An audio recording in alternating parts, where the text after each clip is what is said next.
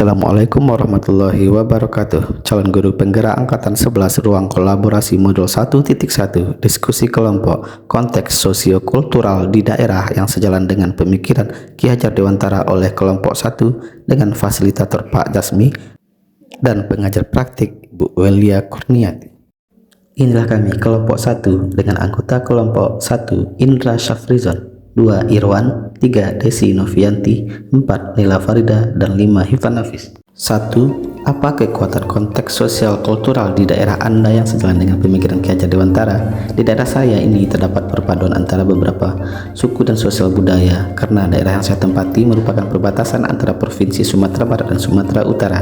Oleh karena itu, saya mengambil salah satu dari budaya sosial kultural yang dominan di daerah saya, yaitu budaya dari Mandailing Natal, yang mana dalam budaya ini terdapat sebuah tarian daerah yang dinamakan dengan tari tortor.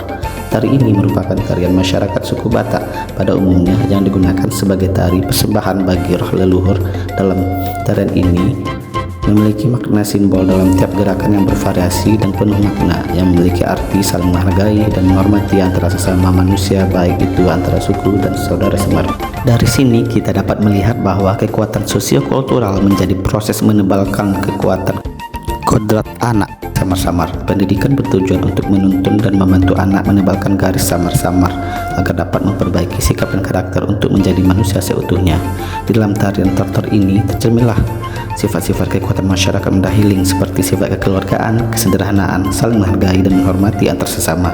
Dari tarian tortor ini kita dapat mengajarkan kepada anak didik kita tentang toleransi umat beragama dan rasa saling menghormati dan menghargai perbedaan. 2. Bagaimana pemikiran Ki Hajar Dewantara dapat dikontekstualkan, disesuaikan dengan nilai-nilai luhur kearifan budaya daerah asal yang relevan menjadi penguatan karakter murid sebagai individu sekaligus sebagai anggota masyarakat pada konteks sosial budaya di daerah Anda. Dengan mempelajari makna dari tarian tortor ini, saya sebagai pendidik dapat mengenalkan kesenian yang merupakan budaya tradisional, namun di dalamnya terdapat nilai-nilai yang sangat bagus untuk bekal anak hidup di masyarakat. Nilai-nilai luhur yang dapat diambil adalah toleransi, tidak hanya antar umat beragama tetapi juga latar belakang yang berbaur menjadi satu kelompok. Tarian tortor ini bertujuan untuk menciptakan kekompakan, saling menghargai dan saling menghormati antar sesama. 3. Sepakati satu kekuatan pemikiran Ki Hajar Dewantara yang menyebalkan laku murid di kelas atau sekolah Anda sesuai dengan konteks lokal sosial budaya di daerah Anda yang dapat diterapkan. Pendidikan bertujuan untuk menuntun, membantu anak untuk menebalkan garis samar-samar agar dapat memperbaiki laku untuk menjadi manusia seutuhnya. Menurut pandangan saya, ini sejalan dengan untuk memperkuat budi pekerti, spiritualitas, kepribadian, semangat gotong royong dan kolaborasi. Pendidikan bertujuan untuk membudayakan siswa agar memahami dan menerima nilai-nilai karakter yang dijunjung tinggi serta membantu mereka menginternalisasikannya menjadi bagian dari kehidupannya sehari-hari.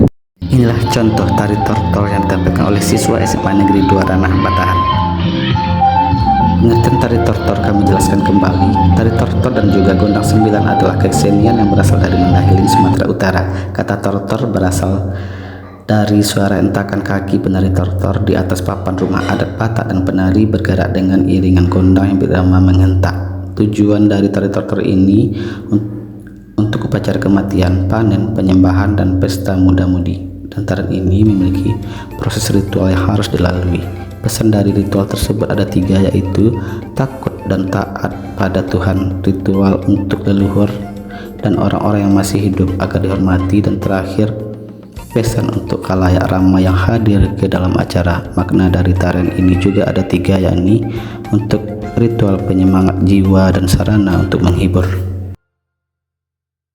Ada 3 kesimpulan dapat kita ambil. Yang pertama, dengan memahami akar budaya lokal, murid dapat merasakan identitas yang kuat dan menjadi agen perubahan yang menjunjung tinggi nilai-nilai sosial yang positif. Integrasi antara pemikiran besar dan nilai lokal membentuk karakter generasi muda yang tangguh dan berdaya. 2. Dengan menguatkan pemikiran Ki Hajar Dewantara, kita tidak hanya menciptakan siswa yang unggul dalam pembelajaran, tetapi juga individu yang bertanggung jawab, berempati, dan peduli terhadap lingkungan sekitar. Dan ketiga, dalam upaya membangun pendidikan yang berkualitas, integrasi antara pemikiran Ki Hajar Dewantara dan kekuatan konteks sosiokultural di daerah kita adalah kunci kesuksesan. Demikianlah hasil diskusi kami dari kelompok 1. Kami mohon maaf dan kami ucapkan terima kasih.